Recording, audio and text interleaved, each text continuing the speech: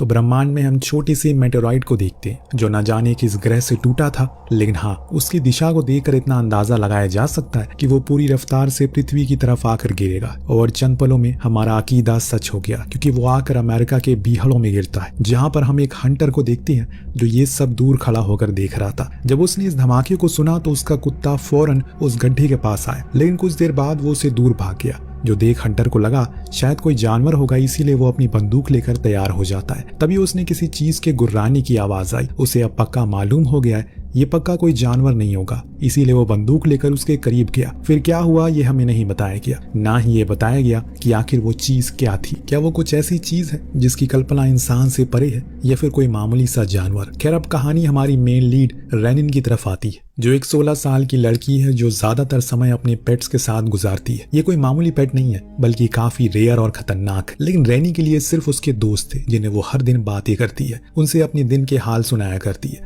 और ऐसा वो कई सालों से करती हुई आ रही है। लेकिन आज उसकी एक लिजर्ड की मौत हो गई है, जिससे वो भारी मन के साथ उसे जला देती है। उसकी मौत से वो काफी दुखी थी, लेकिन क्या करे, मौत को कौन टाल सकता है। ऊपर से उसके मॉम के बॉयफ्रेंड से चिढ़ भी है, क्योंकि वो उसे हमेशा डांटता रहता है। इस चलन में आकर उसने उसकी कार में बड़ा सा स्क्रैच लगा दिया और स्कूल आ गई। यहाँ स्कूल में भी रैनी का कोई दोस्त नहीं था, जिसके चलते वो किसी से बातें नहीं करती, हमेशा सबसे अलग बैठी रहती है। ऐसा इसलिए क्योंकि उसके घर में पहले से काफी मुश्किलें चल रही है, और ऐसे में उसे किसी से मन नहीं करता बातें करने का। जब स्कूल की छुट्टी हुई, उसकी माँ नलीना उसे लेने के लिए आती है, पर उनका मूड कुछ ठीक नहीं था, जिस चीज को रैनी समझ जाती है, और उसे मालूम था कि इसके पीछे की वजह क्या है। इसीलिए वो उनसे कहती है कि आप उसे छोड़ क्यों नहीं देती। अगर वो आपको इतना परेशान करता है तो नलीना का कहना था कि वो जॉन से प्यार करती है, और ऐसे बीच में उसे छोड़ नहीं सकती। रैनी को समझ नहीं आता कि असल में उसकी माँ को जॉन में क्या पसंद आया।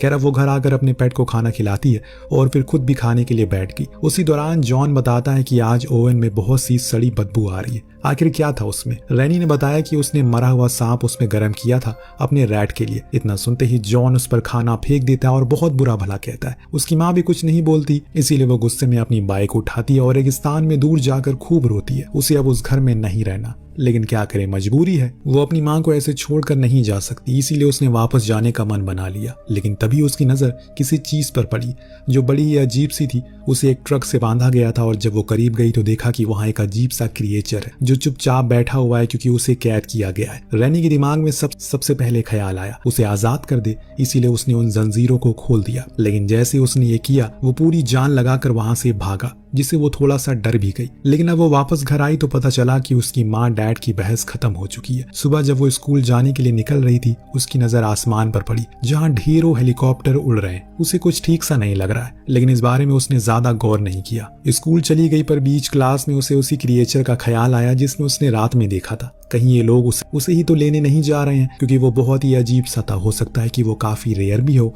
इसीलिए वो फौरन घर आकर उसने एक लिस्ट तैयार की जो उसकी अब काम आने वाली है। इसमें आधे से ज्यादा चीजें उसे जॉन की कार में मिलेंगी, इसलिए उसने बड़ी ही चालाकी से उसकी कार की चाबियां चुरा ली, फिर इन चीजों को ले लिया। पहली चीजें थी बंदूक, फिर थी दूरबीन, और अंत में थी एक वोडका की बोतल। इन सभी चीजों को लेकर वो पहुंच गई उसी जगह पर जहां उसने उस चीज को देखा था। लेकिन अब वो कहीं दिखाई नहीं दे रहा है। दूर दूर तक तो उसने दूरबीन का इस्तेमाल किया, तब जाकर वो उसे एक जगह पर छुपा हुआ दिखा। रैनी उसके करीब गई, अपना कैमरा खड़ा कर दिया, और वहीं ताकि जो कुछ भी हो वो चीज को रिकॉर्ड कर सके। एक सबूत के तौर पर उसने उसे आवाज लगाई, इधर आ जाए, पर वो कुछ प्रक्रिया नहीं कर रहा है। इसीलिए वो हवाई फायर करती है, पर इसने उसे कोई फर्क नहीं पड़ता, जिस वजह से रैनी को लगता है शायद वो मर गया। तो वो वापस से अपनी बाइक की ओर जाने लगी, लेकिन वो जो कुछ भी था उसने रैनी के ऊपर पीछे से झपट्टा मारा, उसे नीचे जमीन पर गिरा दिया। वो तो एकदम से डर गई, लेकिन जब उसने उसे इतने करीब से देखा तो उसे समझ में आ गया कि ये कोई धरती का जीव नहीं, बल्कि बाहर से आया है। सबसे पहली चीज जो उसके दिमाग में आई वो ये थी कि हो सकता है कि ये कोई एलियन हो, लेकिन अभी इस बारे में श्योर वो नहीं है। रैनी को उसे डरना चाहिए, पर उसके जानवर से बात करना उसे पसंद है, इसीलिए वो उसके पास बैठी,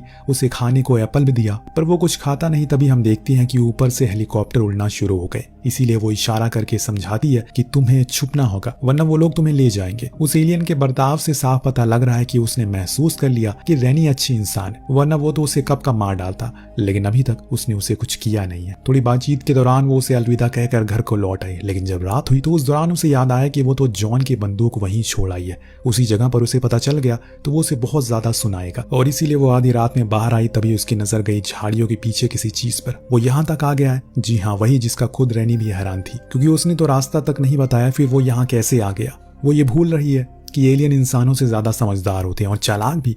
हालांकि वो उसे वापस जाने को कई बार बोलती है, लेकिन वो हर बारी उसकी बात को नकार देता है। इसीलिए रैनी खुद उसे अब लेकर जाती है, बीच रेगिस्तान में रहने को कहती है। तब वो एलियन अपनी टेंटिकल से कुछ करता है जिससे कि रैनी हवा में उड़ जाती है और कुछ समय के लिए जब उसकी आंख खुली तो वो सुबह हो चुकी थी। वो एलियन भी पास में सो रहा था।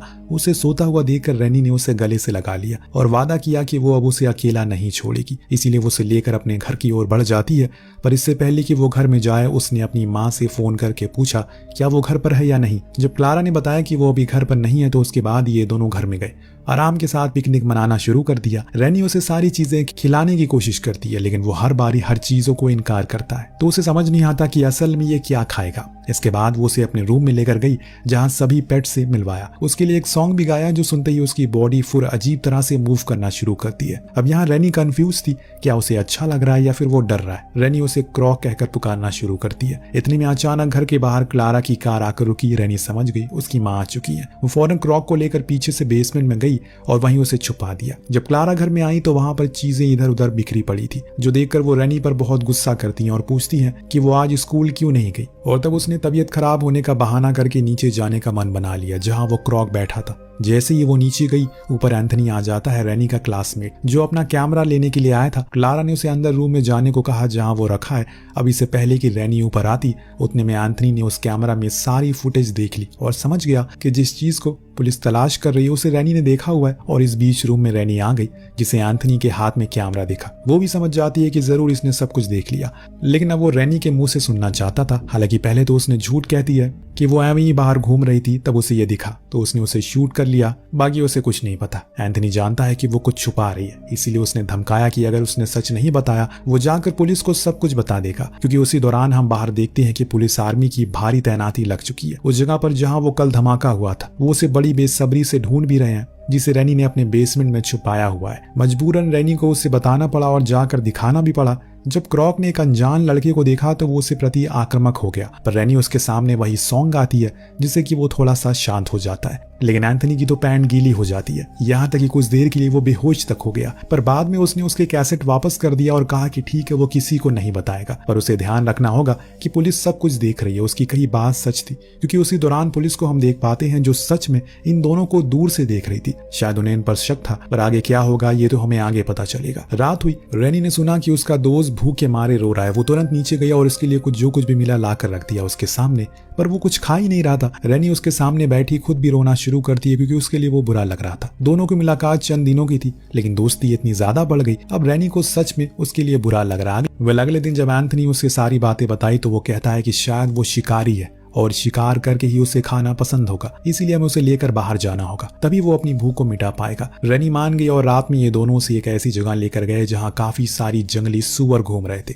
जब क्रॉक ने उन्हें देखा तो उसमें से एक का शिकार किया और बड़े ही चाव से खाना शुरू किया। रैनी को समझ में आया कि ये ऐसे ही खाना पसंद करता है। रैनी और एंथनी दोनों वहीं खड़े होकर काफी बातें करते हैं। दरअसल रैनी का एक वही दोस्त था जिससे वो इतनी बातें करती है। जाने से पहले एंथनी रैनी को हक करने के लिए आगे बढ़ता है, लेकिन तभी क्रॉक गुर्रा देता है जैसे मानो वो किसी को भी रैनी के आसपास आने नहीं देगा। एंथनी भी बेचारा डर कर अपने घर चला गया। लेकिन जब रैनी अपने घर आई वहां नशे की हालत में जॉन बैठा था जो उसे पकड़ लेता और बड़ी बदतमीजी के साथ उसे सोफे पर फेंक कर पूछता है उसकी बंदूक कहाँ है। पहले तो रैनी बोलती है उसे कुछ नहीं पता, लेकिन जब वो अपनी सारी हदें पार करना शुरू करता है तो वो बोली उसे उसकी बंदूक गुम हो गई। लेकिन वो वादा करती है कि वो उसे ढूंढ कर ले आएगी। लेकिन जॉन तो पागल हो गया, वो उसे जोर से पकड़कर दीवार की ओर फेंक देता है जिससे रैनी को चोट आ जाती है। अब दोनों में काफी भयंकर हाथापाई होती है जिसके चलते रैनी जोर जोर से अपनी माँ को पुकारने लगती है, जिससे वो भागते हुए बाहर आई। पर दोस्तों ये रैनी की पुकार सिर्फ उसे नहीं सुनाई दी थी, बल्कि नीचे क्रॉक भी था जो इतनी जोर से दीवारों पर टक्कर मारता है कि पूरा घर हिलने लगता है। लेकिन सभी को ऐसा लगा कि शायद कोई भूकंप आया हो। लेकिन रैनी जॉन की इस हरकत से बहुत ज्यादा नाराज थी, साथ में अपनी मॉम से भी, क्योंकि वो जानबूझकर उसे अपने घर पर रख रही है, ये जानते हुए कि उन दोनों के लिए ठीक नहीं है। इसके बाद वो नीचे जाती है क्रॉक के पास और उसे समझाती है कि उसे ऐसे घर में तोड़ फोड़ नहीं करनी चाहिए, वरना औरों को पता चल जाएगा नीचे बेसमेंट में कुछ है। वह अगले दिन जब रैनी स्कूल के लिए निकल रही थी तभी मिचेल उसका रास्ता रोकता है। जो स्पेशल फोर्स का कमांडर था वो उसे अपना कार्ड दिखाते हुए बताता है उसे रेगिस्तान में उसकी मदर की बॉयफ्रेंड की बंदूक मिली है जिस पर आखिरी फिंगरप्रिंट उसके ही है, तो अगर वो उनसे कुछ छुपा रही है तो तुरंत बता दे। पर रैनी उसे झूठ कहती है कि वो बस डिजर्ट में निशानेबाजी करने के लिए गई थी, बाकी कोई और रीजन नहीं था। लेकिन कमांडर जैसे मानो वो सब कुछ पता था पहले से,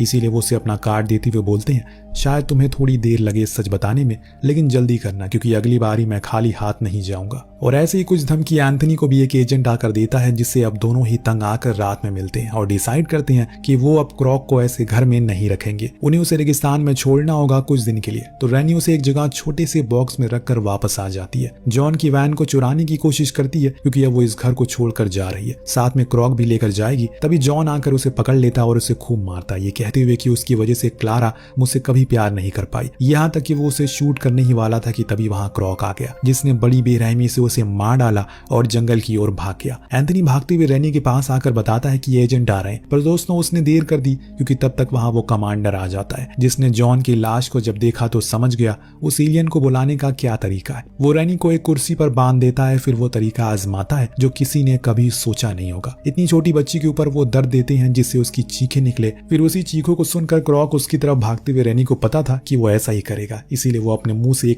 एक लफ्ज तक नहीं निकालती। लेकिन बाद में कमांडर जब देखता है कि इससे कोई फायदा नहीं हो रहा है तो वो रैनी की एक उंगली को तोड़ देता है जिससे अंत में आकर वो चीख देती है। और तभी क्रॉक भागते हुए अपनी दोस्त को बचाने के लिए आता है, लेकिन अफसोस वो इंसानों द्वारा लगाए हुए ट्रैप में फंस जाता है और वहीं बेहोश हो जाता है। रैनी चीखती है, चिल्लाती रहती है कि उसे मत मारो, उसने किसी का कुछ नहीं बिगाड़ा, प्लीज उसे छोड़ दो। जितने भी इंसान खड़े थे सभी के दिल पत्थर के थे, किसी मासूम की पुकार की तरह उन्हें नहीं आती। नेक्स्ट सीन में हमने देखा कि वो लोग क्रॉक को एक साइंटिफिक लैब में लेकर जाते हैं। उसी लैब में रैनी को भी बांध कर रखा हुआ था क्योंकि उसे अब काफी कुछ पूछना है उन्हें। कमांडर आकर उसे बताता है कि वो पहली इंसान है जिसे किसी एलियन ने जिंदा छोड़ा है, वरना अब तक हर कोई मारा गया। वो हमारे दोस्त नहीं हमारे दुश्मन है और फ्यूचर में हमारे ये घर में घुसकर हमें मार सकते हैं। लेकिन रैनी का नजरिया इससे एकदम अलग था। वो कहती है कि भला वो किसी बिना कसूर को क्यों मारेगा, गलती तो आपकी है। उसकी इस बात से कमांडर और गुस्सा हो जाता है और लेकिन अभी वो कुछ करेगा नहीं क्योंकि इसे रैनी से काफी कुछ निकलवाना है। उसके जाने के बाद क्लारा आई जो अपनी बेटी को समझाती है कि वो लोग जो कुछ भी पूछ रहे हैं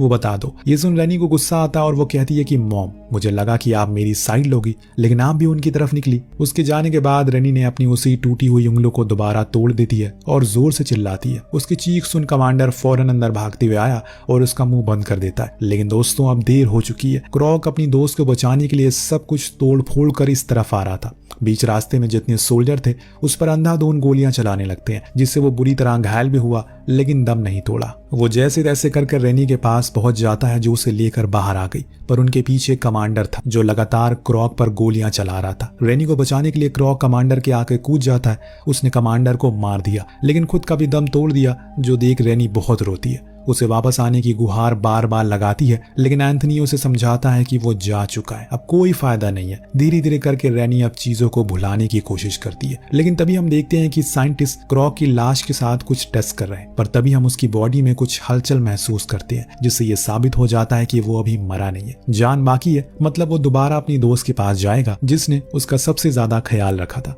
इसी के साथ ये कहानी यहीं पर खत्म होती है। आपको कहानी कैसी लगी हमें कमेंट करके जरूर बताएगा। मिलते हैं अगली वीडियो में। Thank you so much watching. Piece.